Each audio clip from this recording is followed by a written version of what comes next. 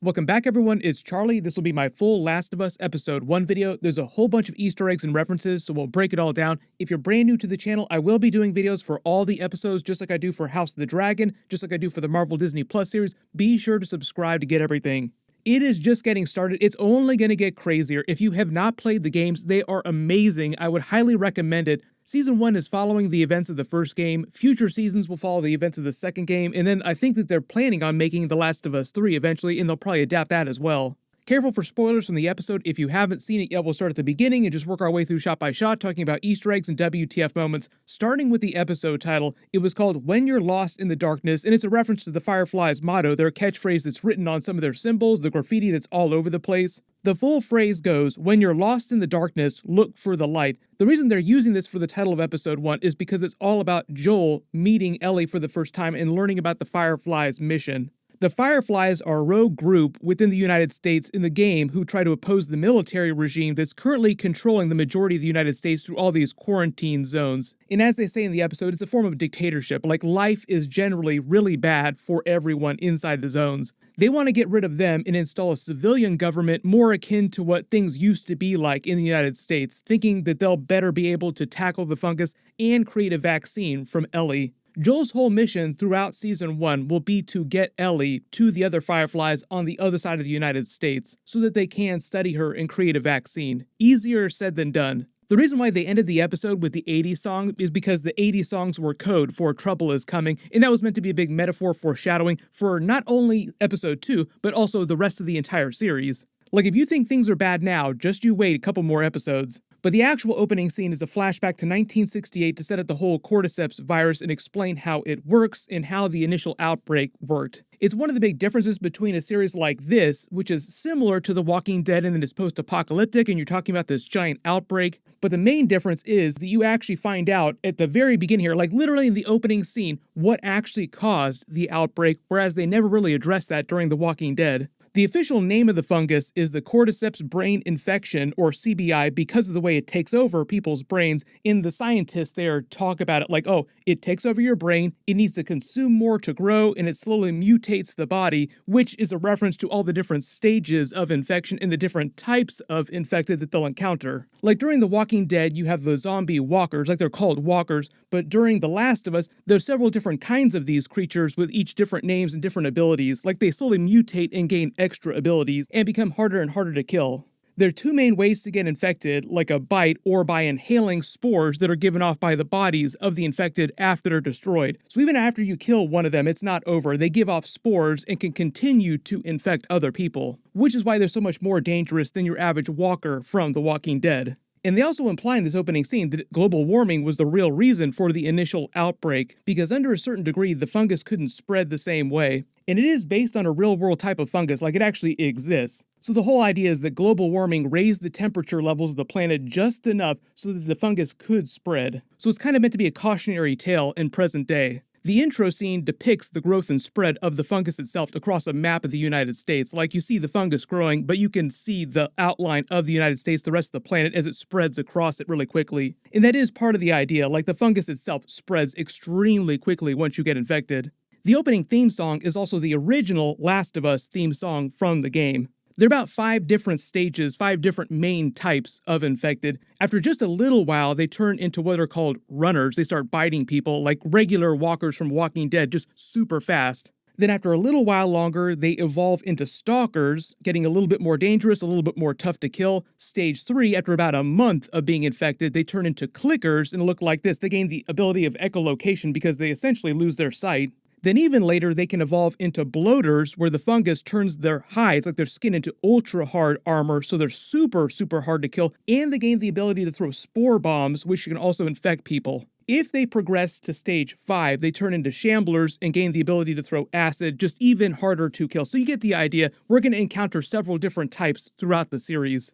We saw runners during episode 1. We might see all the way up to clickers during episode 2. But then they actually changed the timeline just a little bit. There's a small change from the game. So when they pick up in 2003, that's actually 10 years before the video games. The video games picked up in 2013 when Sarah and Joel were living together. But it's just meant to show you Joel's life before the outbreak with his daughter. They're living in Austin, Texas. He's a construction worker with his brother raising Sarah alone. He's meant to generally be a good person, and it foreshadows a lot of his actions later on in the story. Like he jokes about his brother Tommy needing him to survive, and later in the story, part of the reason why he's trying to get the battery is so that he can get supplies to his brother, thinking that it will help him survive in Wyoming.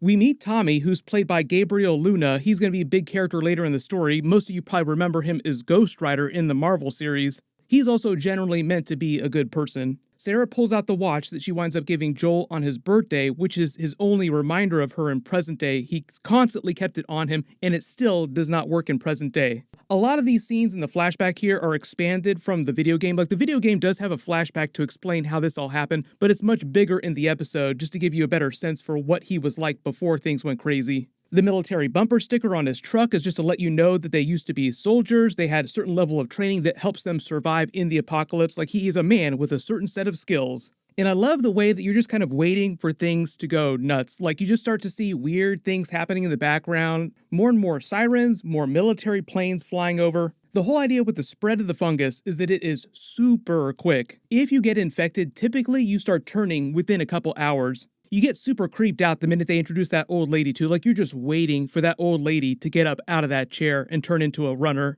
Part of the reason why she turns first and not like the dog or the other people is because she's immunocompromised, so her body has an even harder time fighting off the fungus. But part of the idea is that pretty much everybody is susceptible to the fungus. If you come into contact with it, you will wind up getting infected, but there are just like a couple exceptions, Ellie being the first one that they find out about. Way later in the story, they do introduce more characters who also have similar immunity to Ellie. So, like, she's not the only person in the entire planet that's immune to it. It's just that she's the only person that they know about in the United States right now that's immune to it. When she winds up giving Joel the watch and starts talking about being an honest thief, that's more foreshadowing for him later on. Like, he's a smuggler by trade, and at least at the beginning, he doesn't really care about Ellie, but slowly winds up beginning to care for her like he cared for his daughter. She's basically like a surrogate daughter to him. They have a funny reference to the video games. The Curtis the Viper movie is a franchise that's featured in the games a couple of different places. Ellie comes across one of their posters in the second game too. When you start to hear explosions, you see the military starting to create blockades all around the city. We're talking about Austin, Texas here, but the idea is that this is happening all over the United States. It's part of the reason why Boston looks so bad in present day, because the military blows it up, thinking that that will contain the fungus. Unsuccessfully, of course.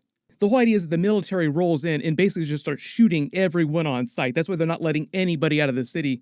Because when things start to go crazy, the whole idea is that just within the United States in general, the military are the only people who are briefed on the true extent of the fungus. Nobody else has any idea what's going on, why things are going crazy. When they make their break for it, they try to actually escape the city. They want to show you some of Tommy and Joel's skills, thinking on the fly. Like, the plans always go to crap. They always have to come up with a new plan on the fly. That will just continue to be a thing throughout all the episodes, the entire series. They show you how he wound up losing his daughter. The military winds up stopping them from escaping and gets an order from his superior to basically kill anybody, no matter what. That's what he's talking to his superior about. Like, you want me to do it? Okay, fine. You're not infected? Doesn't matter. We're shooting everybody on sight. His brother Tommy does wind up saving him, but Sarah isn't so lucky, and she dies in his arms. It winds up breaking him, and it's just meant to show you why he is the way he is in present day. He doesn't turn into a total dirtbag, but just in general, he doesn't really care about the rest of humanity. He only cares, at least before he meets Ellie, before he gets close to her, he only cares about his brother. This is going to continue to be a big idea with his character through the rest of the series. The whole idea of the needs of the many versus the needs of the few. The whole idea that he cares more about Ellie than he does about everybody. Then they jump forward 20 years and it explains why they moved the timeline back a little bit, because in the present day of the series, it's 2023, our real world present day. Like, they want to make the series feel like it could potentially happen, like this could potentially be our reality. You see that nature has slowly begun to retake the planet. The reason Boston is in ruins, like I said, is because the military basically tried to bomb it to contain the fungus unsuccessfully. And in the aftermath, they erected one of the quarantine zones around what had survived of the city. There's versions of these quarantine zones in a lot of the big cities around the United States. This isn't meant to be the only one. There are a couple other big ones. The little kid arriving is meant to be a tutorial for how society just works in general, how the military rule over society works at this point. New visitors coming to the quarantine zone get rigorously tested for the fungus. They strap him down in the chair so that he can't escape if he has been infected. They show you these devices that they use to test people for the infected. That'll be a big thing. And it's also meant to foreshadow the end of the episode when they reveal Ellie's immunity. The red light on this is also meant to show you that this kid is also positive for the fungus, so when she gives him that soft speech about, oh, everything's gonna be fine, here's some medicine to make you feel better, it's actually her lying, and they're essentially euthanizing him. We meet the older Joel. He's still wearing the watch that his daughter gave him. It still doesn't work, which Ellie references later in the episode. Oh, by the way, your watch doesn't work. He wears it as a reminder of his daughter. It's more of a memorial to her than an actual timepiece used for keeping time.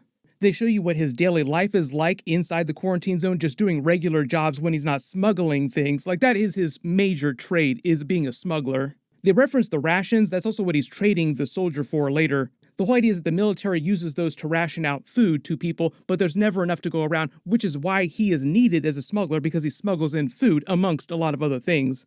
They show you what life is like under military rule. They execute anyone found to be violating any of their rules, like breaking into the zone, trying to leave the zone. That'll get you killed. They show his smuggling in action with him trading rations for drugs. The Fedra that the soldier mentions is the Federal Disaster Response Agency. They're basically the organization that control this military, like this soldier is a soldier of Fedra. They're kind of like the alternate universe version of FEMA. The vehicle that he's trying to trade for and the battery that he's trying to get is so that he can get Tess and get to his brother in Wyoming, thinking that he's going to save his brother from dying. Like, he needs the supplies that I'm going to be bringing him. The soldier references the fireflies, the explosions, and the dark, which is another reference to their motto. The fireflies that he's talking about is them blowing up the military stuff. They're a very militaristic organization themselves. Like, them trying to overthrow the military isn't a pacifistic operation. As we see when we meet Tess, Joel's current girlfriend and partner in a smuggling operation, the reason she's interrogating this person is because they've been scammed out of the battery that Joel needs to get the truck to Tommy. This is also right out of the game. A lot of the scenes in episode 1 were right out of the game. The only minor change here is that in the game,